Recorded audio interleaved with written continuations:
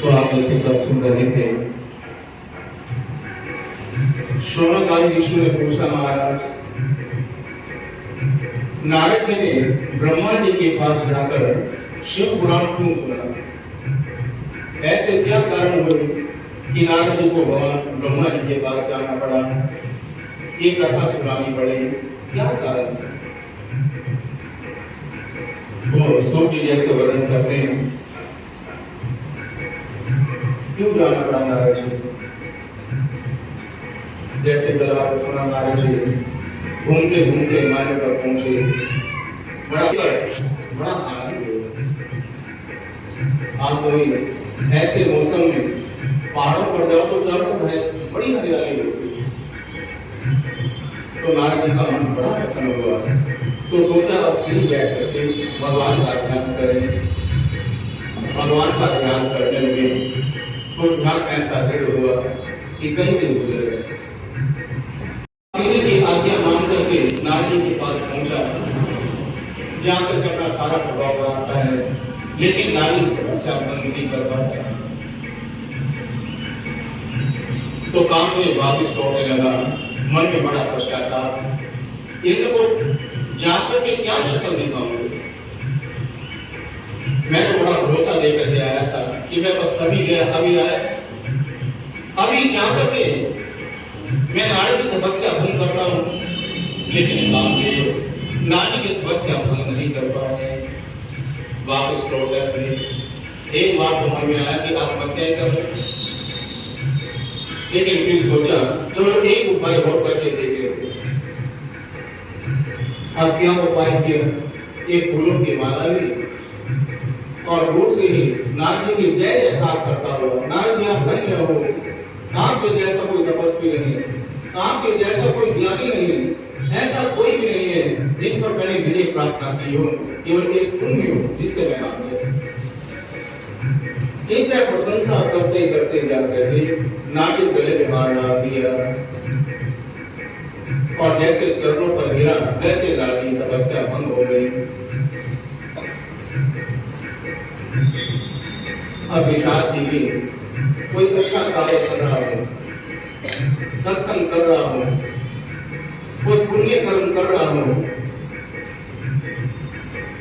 और ऐसे कर्मों का फल तो अच्छा ही मिलता है, लेकिन ऐसे शुभ कर्मों का फल भी अगर पाप कर्मों में मिले तो कितने आश्चर्य की बात।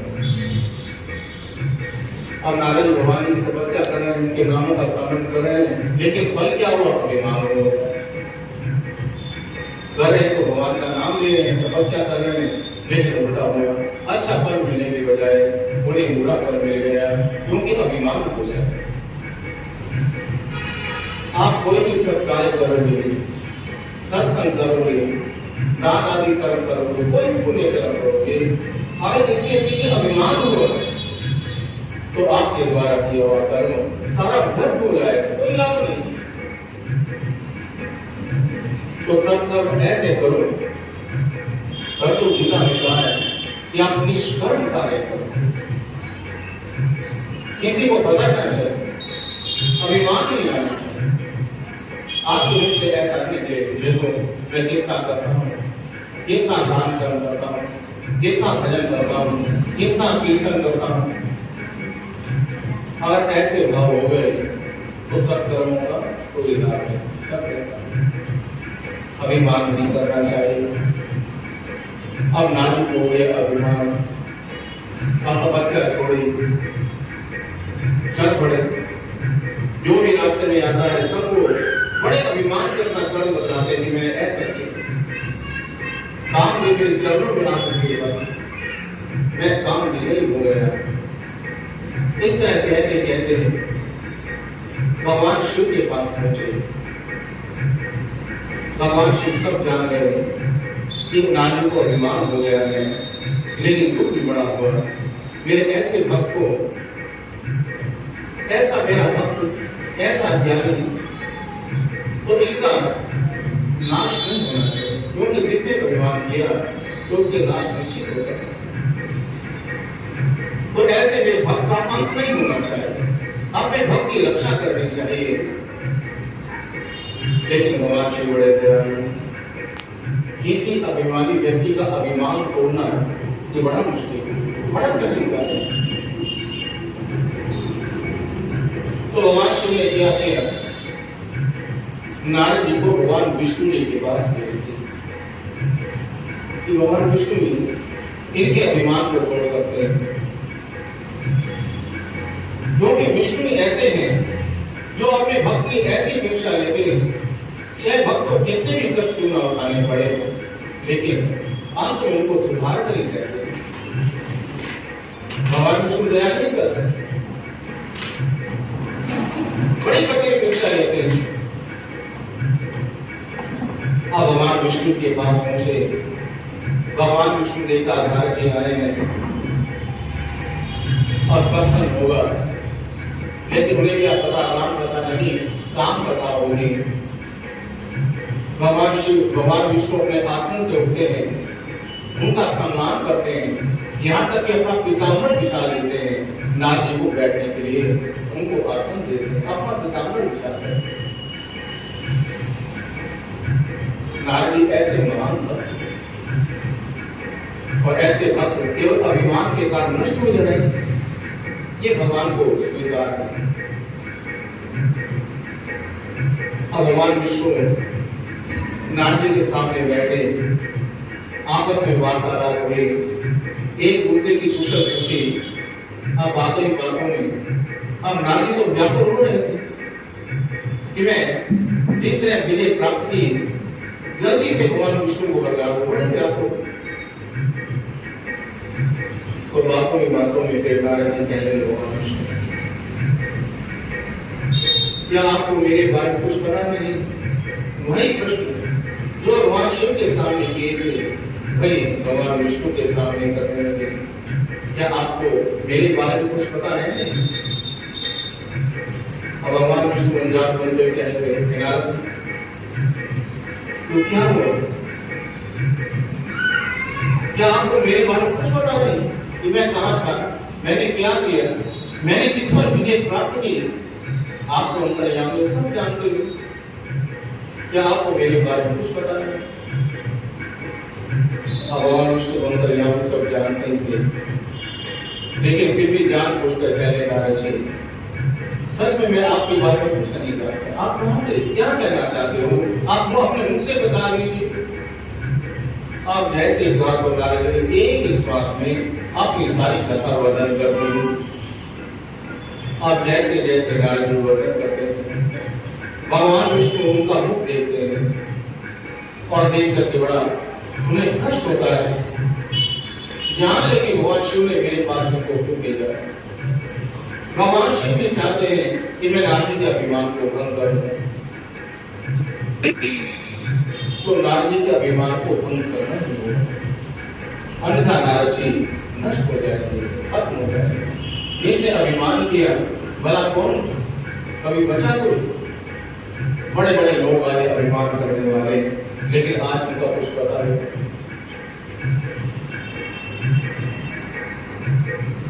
कुछ देर नारद जी वहां पर बैठे, वार्तालाप होती गई। तो अंत में नारद जी चलने लगे, प्रभु मुझे आज्ञा दीजिए, अभी मुझे और लोगों से भी मिलना है, अभी दूसरे लोगों को भी मेरी सूचना देनी।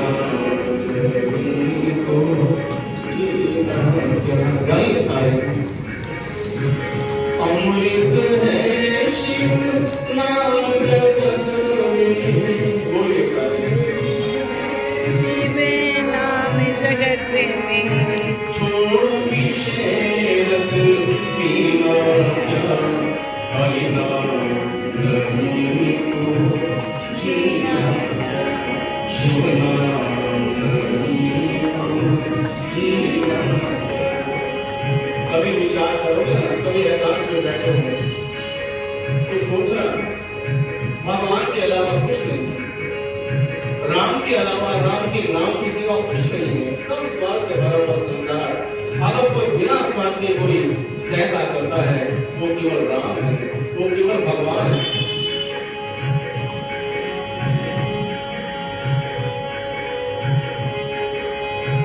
काल सदा अपनी रस भूमि, काल सदा सिर पर विराजमान रहता है। पता नहीं कब झपट्टा मार डाले कुछ पता नहीं। काल हमेशा हमारे शीश पर निवास करता है।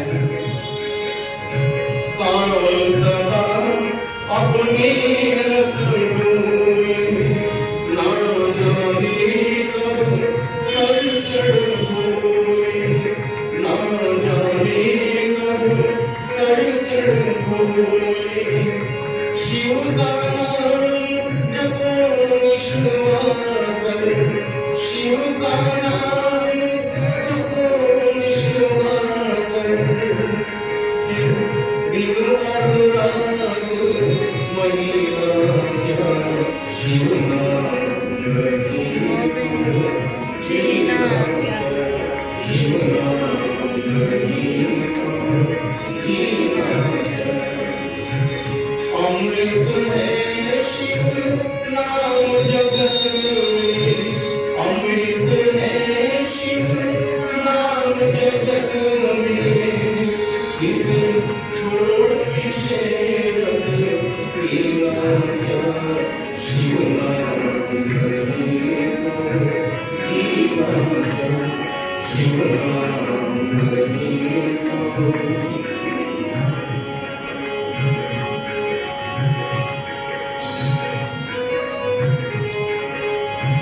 भूषण से सब अंग सजावे, भूषण से सब अंग सजावे। रसना पर हरि नाम लावे, रसना पर शिव नाम लावे। दे पड़ी रह जाए यहाँ पर, दे पड़ी रह जाए यहाँ पर। पंचानन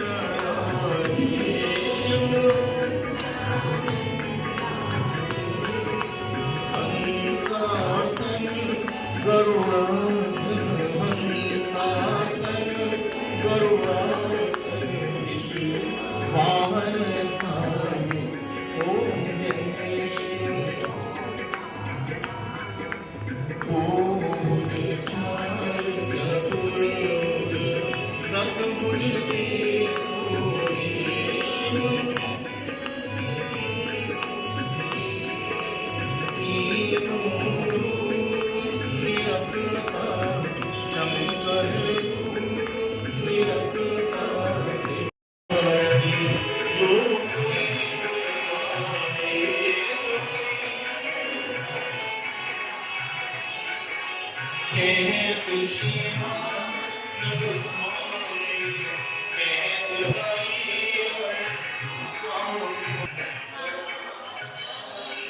संसार सारं भुजगेन्द्रहारं सदा वसन्तं हृदयारो वन्दे।